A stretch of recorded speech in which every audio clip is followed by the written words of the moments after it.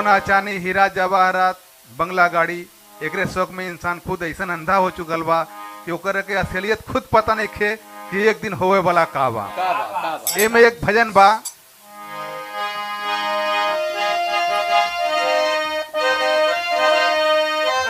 बहुत अच्छा बात।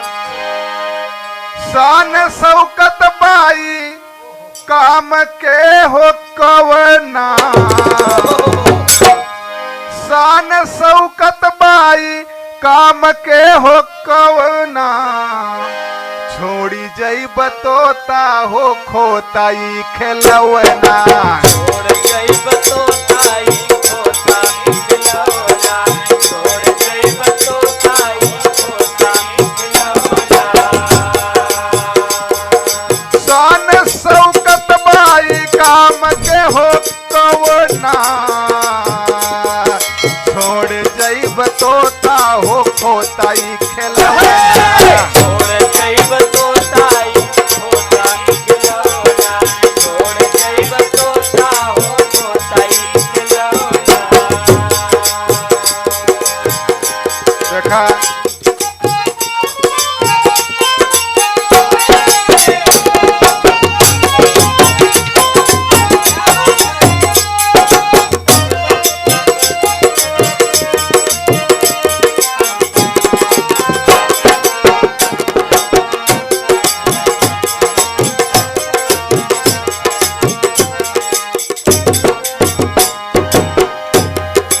भाई बंधु ही तई के बाबू महतारी, बाप महतारी हो बाप महतारी, बाप महतारी हो बाप महतारी। बोल में वीरान हो जाई दुनिया सारी, जाए दुनिया सारी हो जाए दुनिया सारी, जाए दुनिया सारी हो जाए दुनिया सारी। करेला गुमान लूट ले ई जग जवना,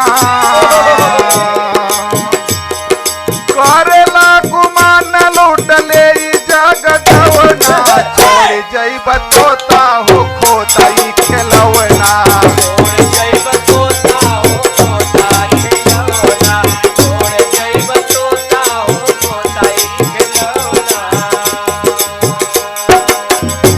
देखा ये तन के इतना अच्छा लोग सजावला,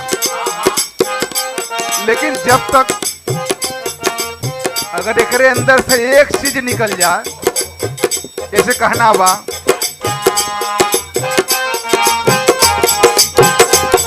वाह वाह वाह,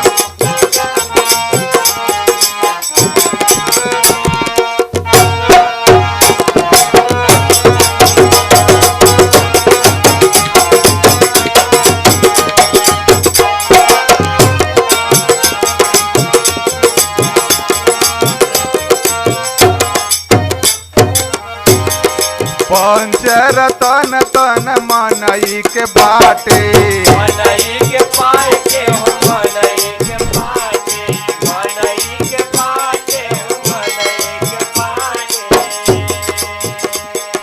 राम नाम फायदा के बाकी सब घाटे, बाकी सब खाटे हो बाकी सब खाटे, बाकी सब खाटे हो बाकी सब खाटे। साइत सुदीन बिन हो जाई गवना, साइत सुदीन बिन हो जाई गवना, छोड़ी जइब तोता हो खोताई खेलवना, छोड़ के हो तोता हो खोताई खेलवना, छोड़ के तोता हो खोताई खेलवना।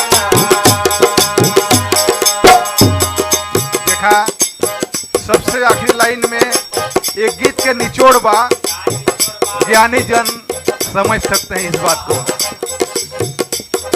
बाकी दुनियादारी सब झूठ के देखावेले, झूठ के दिखावे सब झूठ के दिखावे ले, झूठ के दिखावे सब झूठ के दिखावे ले।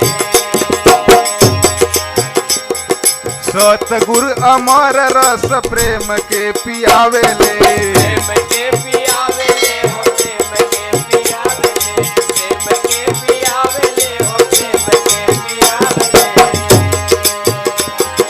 बाकी दुनियादारी सब झूठ के देखावेले सतगुरु अमर रस प्रेम के पियावले बुझे वाला बुझले ईमान के मिलवना